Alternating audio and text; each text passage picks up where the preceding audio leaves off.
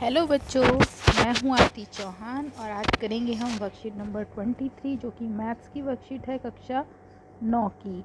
ये हमें 26 अगस्त 2020 की डेट में करनी है वर्कशीट। ये वर्कशीट हमें DOE GNCT ऑफ दिल्ली से आ रही हैं। ये हिंदी मीडियम की वर्कशीट देख रहे हैं आप स्क्रीन पर, और ऐसी ही इंग्लिश मीडियम की वर्कशीट भी है हमारे पास, उसको मैं एक्सप्लेन करने वाली हूँ। और ये वर्कशीट इस वीडियो में हिंदी मीडियम और इंग्लिश मीडियम दोनों ही स्टूडेंट ईजिली समझ पाएंगे। तो ये है इंग्लिश मीडियम की वर्कशीट, और इसमें देखिए सबसे पहले स्टार्ट करते हैं हम इसको। यहाँ ऊपर की तरफ लिखा है, we know that if a ray stands on a line then the sum of two adjacent angles so formed is 180 degree. Such a pair of angle is called linear pair. तो इसने कहा कि एक लाइन है हमारे पास, अगर हम इस लाइन पे कोई रे खड़ी करें इस तरह से, तो ये जो दो एंगल्स एडजेसेंट एंगल आपको दिख रहे हैं, इन दोनों का सम 180 होता है और ये हमारे लीनियर पेयर होते हैं। तो ये हम पहले से भी जानते हैं। अब हम नेक्स्ट जो है यहाँ देख रहे हैं आप, एक थ्योरम आपको दी गई है, if two lines intersect each other. मतलब कि जब दो लाइन आपकी इस तरह से इंटरसेक्ट करेंगी एक दूसरे को, तो पॉइंट ऑफ इंटरसेक्शन यानी कि ये जो वर्टेक्स है इसके ऑपोजिट में जो दो एंगल बनेंगे, एक पेयर ये और एक पेयर इन एंगल्स का, ये आपस में इक्वल होते हैं।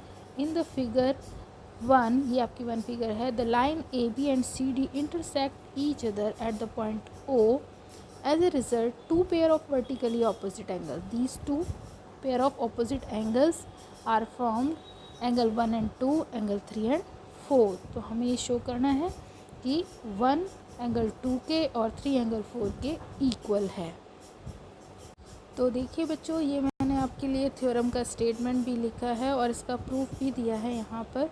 If two lines intersect each other then the vertically opposite angles are equal, ये हमारी स्टेटमेंट है। हिंदी में भी ये स्टेटमेंट मैंने लिखी है, यदि दो रेखाएं परस्पर प्रतिच्छेद करती हैं तो हमें सिद्ध करना है कि उससे बने शीर्षाभिमुख कोण जो हैं वो आपस में बराबर होंगे। तो ये है हमारी दो लाइन्स और इसके आमने सामने के कोण, ये शीर्षाभिमुख कोण हुए। 1 एंगल 2 का शीर्षाभिमुख यानी कि वर्टिकली ऑपोजिट एंगल हुए, तो हमें इनको इक्वल शो करना है। तो जैसा कि हम जानते हैं कि जो हमारी थ्योरम है, अपनी लास्ट वर्कशीट में भी हमने एक थ्योरम की थी कि उसको हम 4 स्टेप में करते हैं। तो यहाँ देखिए हमारा फर्स्ट स्टेप है गिवन, कि क्या हमें दिया गया है। तो हमें दो लाइंस दी हैं, AB एंड CD इंटरसेक्ट यानी कि प्रतिच्छेद करती हैं, काटती हैं एक दूसरे को एट द पॉइंट O। आप फिगर में देख रहे हैं ये O पॉइंट पे इंटरसेक्ट कर रही हैं। As a result two pair of opposite angles यानी कि 1 एंड 2, 3 एंड 4, ये एंगल्स हमारे पास फॉर्म हो रहे हैं। तो ये हमें गिवन है। दूसरा स्टेप थ्योरम का होता है टू प्रूफ यानी कि सिद्ध करना है। तो हमें सिद्ध क्या करना है, हमें शो करना है angle 1 equal to angle 2 and angle 3 equal to angle 4। Third जो स्टेप होता है कंस्ट्रक्शन का होता है, यानी कि रचना जिसे हम कहते हैं। पर इस थ्योरम में कंस्ट्रक्शन की कोई नीड ही नहीं है, तो थर्ड स्टेप हमने स्किप कर दिया है और हमारा फोर्थ स्टेप है उत्पत्ति यानी कि प्रूफ। इसमें हम रियल प्रूफ देते हैं। तो देखिए प्रूफ में सबसे पहले हमने लिखा द रे OA stands on CD। The रे स्टैंड्स ऑन CD, ये लिखा था आपका OA, जो आपकी किरण है, OA किरण आप ये देख रहे हैं और ये CD लाइन पर खड़ी हुई है। तो इस तरह से हमारा पेयर ऑफ एंगल फॉर्म हुआ, एंगल 1 एंड एंगल 3।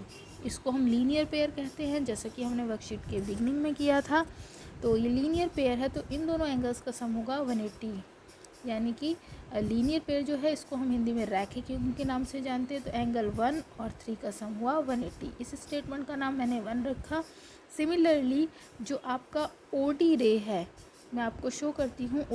तो यहाँ आप देख रहे हैं फिगर में, इसी तरह से जो OD है वो आपकी रे है और वो AB लाइन पर खड़ी हुई है। तो इस तरह से एंगल हमारे फॉर्म हुए, एंगल 3 एंड 2।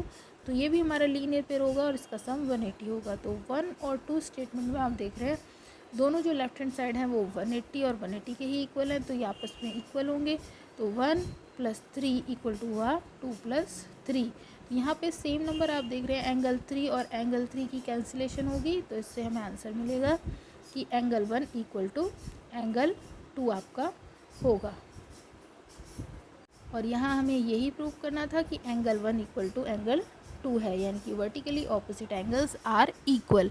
सिमिलरली हम कह सकते हैं कि एंगल 3 एंड 4 भी इक्वल होंगे, ये भी वर्टिकली ऑपोजिट एंगल हैं। वर्टिकली ऑपोजिट एंगल को हिंदी में हम शीर्षाभिमुख कोण कहते हैं।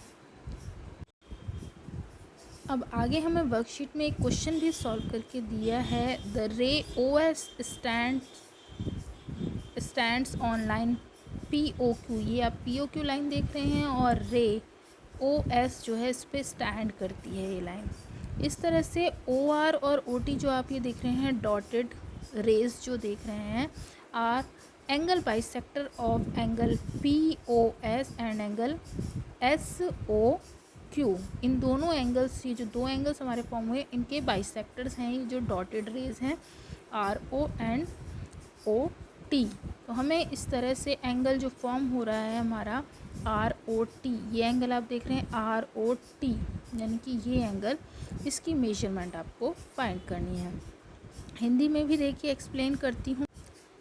हिंदी में लिखा है किरण OS रेखा POQ पर खड़ी है। इस तरह से OR और OT किरण क्रमशः एंगल POS और SOQ की समद्वि भाजक हों तो एंगल ROS आपको निकालना है। तो फिगर 2 में देखिए आप एंगल देख रहे हैं POS और SOT, ये जो दो एंगल हैं, आपको पता है वर्कशीट के बिगनिंग में ही स्टेटमेंट लिखी थी कि एक लाइन पर अगर एक रे दो एंगल बनाती है तो दोनों एडजेसेंट एंगल्स का सम 180 होता है, लीनियर पेयर फॉर्म करते हैं।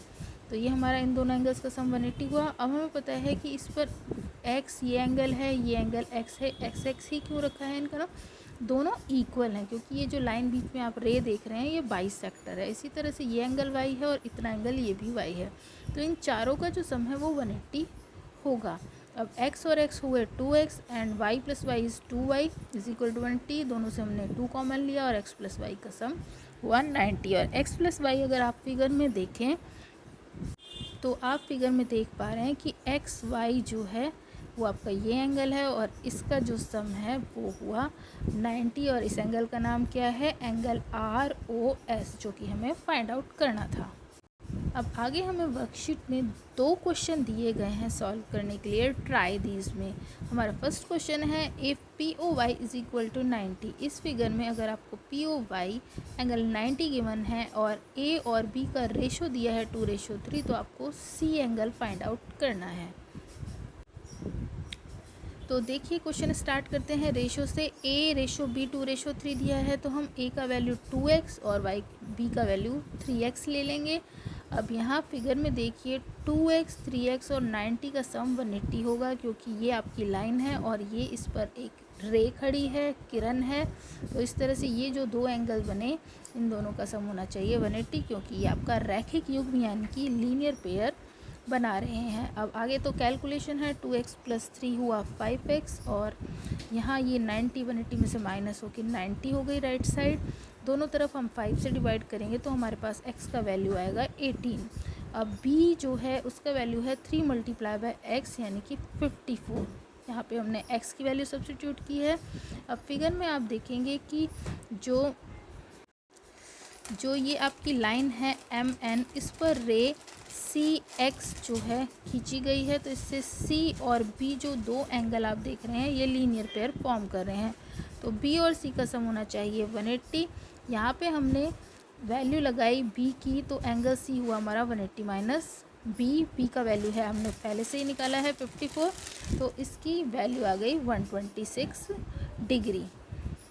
ये है हमारा क्वेश्चन नंबर 2। ये तो बहुत ही इजी क्वेश्चन है। इसमें दो लाइंस आप देख पा रहे हैं PQ एंड RS, तो आपकी लाइंस है जो कि इंटरसेक्ट कर रही हैं पॉइंट पर, तो इनके वर्टिकली ऑपोजिट एंगल्स के पेयर इक्वल होंगे।